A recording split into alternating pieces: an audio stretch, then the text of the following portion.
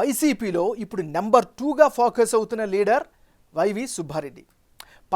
Parliamentary party నేతగా, Uttarandhra YCP ఇన్ఛార్జిగా జగన్ ఆయనకు కీలక బాధ్యతలను కట్టబెట్టారు.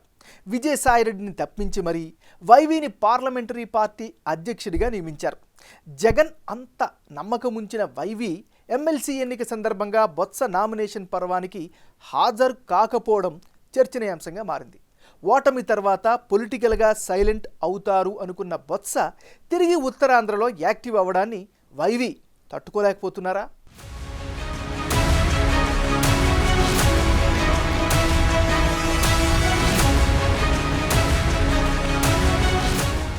సీనియర్ నేత మాజీ మంత్రి బొత్స సత్యనారాయణ విశాఖ స్థానిక సంస్థల ఎమ్మెల్సీ ఎన్నికల్లో వైసీపీ తరపున బరిలోకి దిగారు. గడువుకు ఒకరోజు ముందే నామినేషన్ కూడా దాఖలు చేశారు. ఆ నామినేషన్ ప్రక్రియ సందర్భంగా చోటు చేసుకున్న పరిణామాలు ప్రస్తుతం వైసీపీలో చర్చనీయాంశంగా మారాయి. ఉత్తరాంధ్ర జిల్లాల వైసీపీ ఇన్ఛార్జ్ కీలక నేత వైవి సుబ్బారెడ్డి నామినేషన్ కార్యక్రమానికి హాజరు కాలేదు. విశాఖలో ఉన్నప్పటికీ నామినేషన్ కార్యక్రమానికి హాజరు కాకపోవడంపై పార్టీ శ్రేణులు విస్మయానికి గురవుతున్నాయి.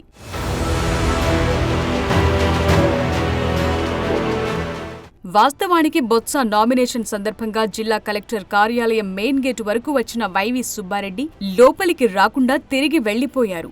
దాంతో విశాఖ జిల్లా వైసీపీ నేతలతో పాటు పార్టీ శ్రేణులందరికీ లేనిపోని అనుమానాలొస్తున్నాయి. బొత్స పోటీ చేసి ఎమ్మెల్సీగా గెలిస్తే తిరిగి ఉత్తరాంధ్రలో యాక్టివ్ అవుతారు. ప్రస్తుతం ఆ 3 జిల్లాల్లో వైసీపీ కీలక నేతలెవరూ గెలవలేదు. బొత్స సహా ముఖ్య నేతలు, మంత్రులందరూ ఓడిపోయారు. దాంతో వైవికి ఉత్తరాంధ్ర జిల్లాల వైసీపీలో ఎదురు లేకుండా పోయింది.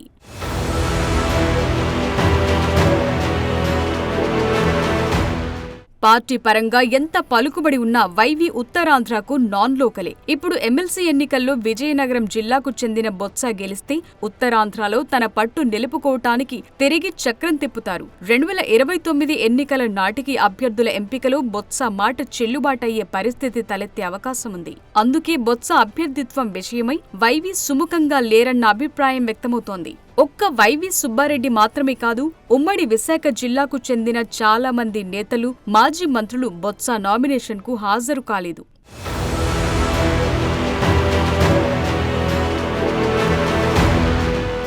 మాజీ మంత్రి అవంతి శ్రీనివాస్, మాజీ ఎంపీ ఎంబీవీ సత్యనారాయణ ఇద్దరు డుమ్మా కొట్టారు. ఈ ఇద్దరు కూడా సుబ్బారెడ్డికి సన్నిహితంగా ఉండేవారే కావటం గమనార్హం. వైవితో పాటు ఈ ఇద్దరు కూడా హాజరు కాకపోవడంతో మరిన్ని అనుమానాలు వ్యక్తమవుతున్నాయి. విశాఖ స్థానిక సంస్థల ఎమ్మెల్సీ ఉప ఎన్నికకు నామినేషన్ల స్వీకరణ గడువు ముగిసింది. కూటమి పోటీకి దూరంగా ఉండాలని నిర్ణయించడంతో బొత్సకు పోటీగా ఒక్క స్వతంత్ర అభ్యర్థి మాత్రమే పోటీలో మిగిలారు.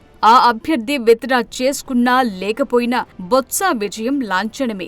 ఇక విజయం తరువాత ఉత్తరాంధ్రలో బొత్స పెత్తనం మొదలైతే వైవి రియాక్షన్ ఇంకెలా ఉంటుందో చూడాలి.